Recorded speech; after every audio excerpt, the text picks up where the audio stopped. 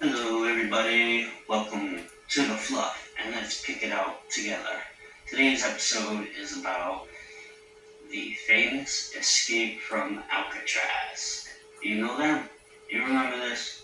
Let me see. Frank Morris, John, and Clarence Anglin. Oh, yeah. Let's get into it. June 11, 1962. Three men vanished from the most secure prison in the United States, leaving nothing behind but these dummy heads that they made in their beds and the cool trail in San Francisco Bay. For over 60 years, the FBI said they couldn't be found. They probably drowned and died. But a newly surfaced letter may be a new lead, and thanks to AI, we may be able to track them through facial recognition. And we may finally come up with that proof to where they went and how they got away. They called it the Rock, a great prison. Not just the Rock. Oh wait, not the Rock, the movie actor, or the movie with Sean Connery, which was a good movie. But it was an island surrounded by freezing water with shark-infested currents and guarded by the most gruesome watchmen of America. Alcatraz was designed to be inescapable, officially known as the Alcatraz Federal Penitentiary. It was meant to be the ultimate dead end for the nation's most dangerous criminals. Even, let's see, even before a symbol of maximum security, it was home to natives. Native Americans lived there, and there's a big story behind that. I could have did a whole episode on what was left there, the burials, and what we found when we went there to dig a fort in the Civil War. That could be another huge episode because a lot of information there. Used as a fort in the Civil War, and they held Confederate captives there.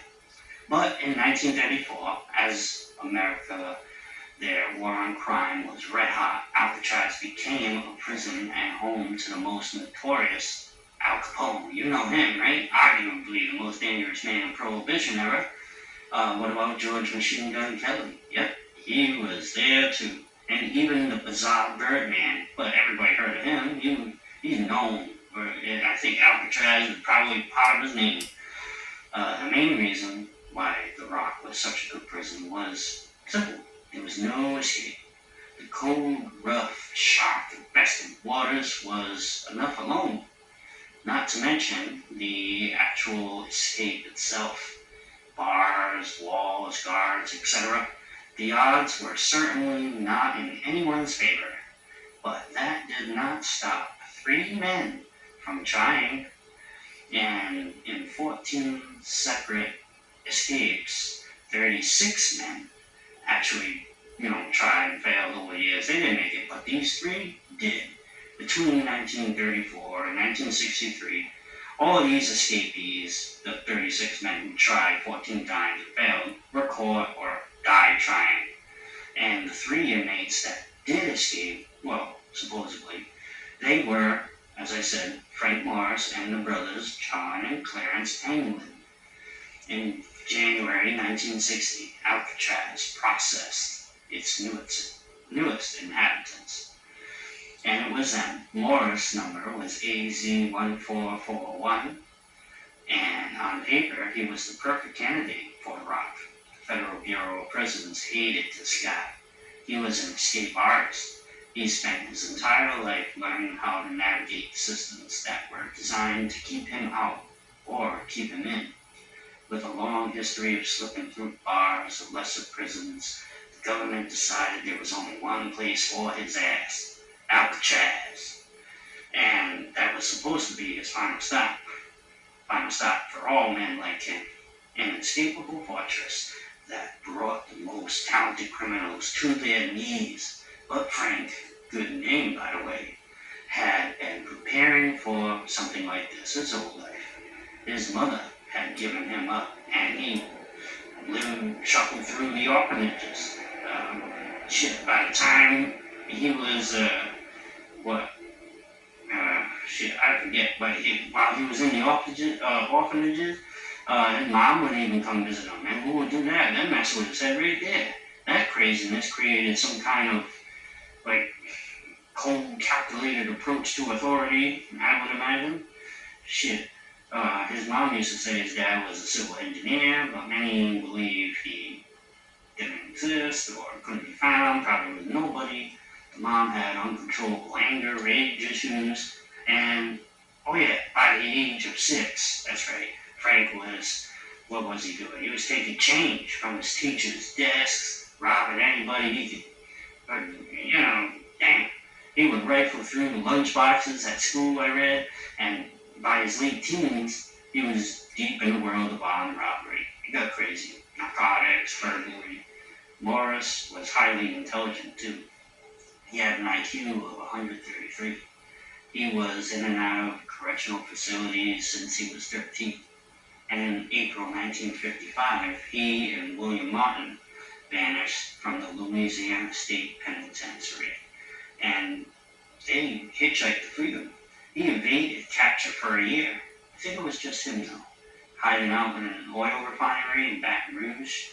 When the law finally caught up with him, he was doing another burglary in 1956. They knew they couldn't risk putting him in any standard prison. They sent him to the one place they thought he would never leave. They assumed the fortified island in the cold water would do what no other has done. Well, Frank Morris was already thinking of a way out as soon as he got in. John and Clarence Anglin showed up about a year after Morris got there. AZ-1476 and AZ-1485 were their numbers. In the eyes of the law, that were their names. These were 2 career criminals that needed the highest level of security. In the eyes of the inmates, it was a reunion. The Anglin brothers and Morris were not strangers. They were old pals. They were already involved in the Atlanta Penitentiary. It was one of the greatest bureaucratic blunders in prison history. Man, the guards they didn't place these 3 new associates together in the same prison in Alcatraz. They put them in the same cell, and the second those cell doors were closed, they were hatching a plan. Oh well, now these 2 brothers were born in the 1930s. Back then, many families were massive, and the resources were rare. John and Clarence were just 2 of 13 children. They grew up in rural Georgia. They were migrant workers. They hardly had any money. Clarence found trouble at 14, and John, of course, came along for the ride. They left Georgia in the early 40s. They moved to Florida in Roots County. In the 1950s, they were a bank robbing duo. Pretty good. They had their own, Robin Hood code kind of thing. Their own code of conduct. They didn't want to hurt anyone, and they wanted to rob businesses at night while the places were empty. And in their most famous heist, what they do? They never used a weapon, but they did have a toy gun, so maybe it has a weapon, but it's not a weapon. They were polite, they were non-violent, and incredibly low-key, as well as lucky. And I'd say so. And until they met the FBI, that's when they looked random. January 1958, John and Clarence brought in another brother in a job of theirs, Alfred Anglin, and that was the Bank of Columbia in Alabama. They made off with 19 grand on that job, but the law caught, and all 3 received 35 years and were shipped off to the Atlanta Pen, where they met our buddy Frank Morris. Clarence Clip. He didn't clip none. He kept training her. Oh man. A prison sentence was a challenge for the Anglins. Oh no, they loved it. They loved any chance they could get to escape. Man, I wish I didn't mess up my words too much. And after numerous attempts, they did get out. They were actually, the warden was pissed. He's like, screw these guys. He sent them to Leavenworth State Pen, just to get some sleep. But that didn't work. The brothers vanished. Well, tried to, in bread boxes when they tried to escape there. They cut the tops and bottoms out of the two large industrial crates, when they hold put bread, plain and simple. But, they climbed in one and the other, but, covered themselves with bread. But they were seconds away from being loaded onto a delivery truck and driven out the front door. In the movies, it would have worked. The guard would have got distracted, but in reality, the brothers got busted. A supervisor noticed the boxes were slightly off, flipped one open, and bam, they were caught. There were the Anglins, embarrassed all around. The bread box stunt was the final straw. They were both transferred to Alcatraz. While the three worked together, the mastermind was Morris, and on January 30th, 1960, Frank placed in cell 138 B block, and the fourth forgotten player comes in, Alan Clayton West. He was their man on the inside, polar opposite of Frank Morris. This guy was violent, aggressive, 20 arrests, dangerous reputation, and after a botched attempt at a Florida state prison, he was transferred to Alcatraz in 1957 for 10 years.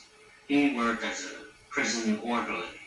He had access to inside the building. An inmate mentioned to Frank that back in 1957, an electrician had pulled a motor from a ventilation shaft, and, well, he never replaced it.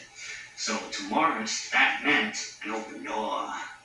So that shaft would be the exit point from the prison that they were looking for. The entire plan hinges on that very specific detail. So over the course of 6 months, they started digging into the aging concrete walls around the air vents and sinks, sharpened spoons, discarded saw blades. They made an electric drill made from a stolen vacuum cleaner. They started, carving out the wall. To drown out the drill, Morris would play the accordion during their musical hour. And once the holes were big enough to squeeze through, they had access to an unguarded utility corridor right behind their walls, which happened to be incredibly lucky. They climbed into the empty top level of the cell block and set up a workshop. 50 stolen raincoats made a raft, and it was an idea ripped off from Popular Mechanics. Morris read it some time ago. And this raft ended up being 5 by 14 feet with life preservers. They sealed the seams using the heat from steam pipes and carved paddles out of plywood. When they were ready, they removed the rivets holding the vents in place that blocked the holes in the walls and climbed through the shafts. The guards constantly checked on the inmates. So to remedy this, they made those dummy heads I told you about. Definitely the most legendary part of this whole lore. It was made out of soap, concrete dust, toothpaste, toilet paper. They sculpted lifelike busts. They raided the barbershop for real hair. And on June 11, 1962, they tucked in their decoys into the beds and set up the blankets and clothes, the towels to simulate bodies. The passing guard in the dim light was none the wiser. They took off. It looked like they made it by 9:30 p.m., but then disaster struck. Oh man, third act. For Alan West, anyway, struck for him. He made an error. He used actual cement to reinforce the crumbling concrete when the other guys didn't. He was the dumb one. And it hardened like iron. So while Morris and the Anglins squeezed through their holes, West was trapped. Morris didn't wait. Neither did the Anglins. He and him and the brothers, they climbed up to the roof and broke through that hatch. That, however, made a massive clang sound. It rang out and was heard by everyone. And it was ignored, believing to be like cold pipes, settling and bursting, how cold pipes are. I'm in New England, so we deal with that every damn winter. You gotta keep your pipes running so they don't freeze. Historic negligence on these guards' part, in my opinion. So, from the roof, the trio slid 50 feet down a kitchen vent pipe. They scaled two separate barbed wire fences and reached the northeast shore. Using the accordion as a bellows, they pumped air into their raincoat raft, and at 10 p.m. they pushed off. West did manage to somehow break through. I don't know how, but he reached the roof only to find the others were gone, and he was defeated, and he crawled back into his hole. I don't know if that happened. How the hell did they break through that damn concrete? But that's what they say happened, because he ended up blathering to the people later on. So I don't know what happened with that. But what happened next has been a mystery for over 70 years.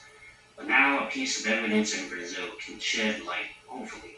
Facial recognition AI software on a photograph of two men in 1975, taken by a family friend of the Englands, says with a high degree of probability that they were the brothers, John and Clarence.